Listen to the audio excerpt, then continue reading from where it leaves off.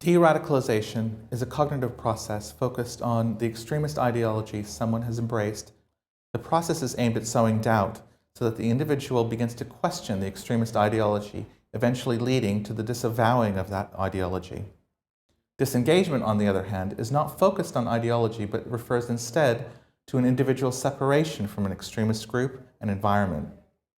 Disengagement also aims to reintegrate the individual back into society.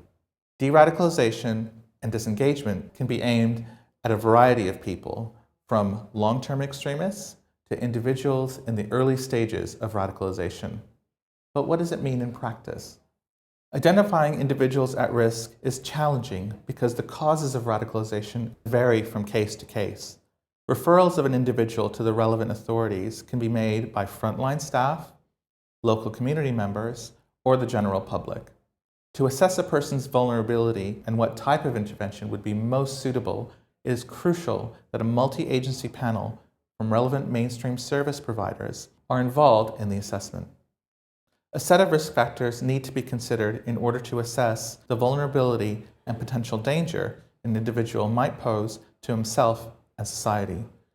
These can include emotional and psychological engagement, intent to cause harm, and the capacity to cause harm. Once the individual has been assessed, an intervention strategy needs to be developed by the multi-agency panel, who should also decide if a specialist interventionist is required. The aim of the intervention process is to reduce the individual's vulnerabilities. These are vulnerabilities to violent radicalization or violent offences. Interventions should be voluntary, and therefore they require the informed consent of the individual involved. And whilst initially they may be hostile or possibly fearful of the process, these concerns must be allayed. It is crucial that the referred individual understands that the interventionists are mainly concerned for their interests. They must gain confidence through this process. After closure, it should be revisited.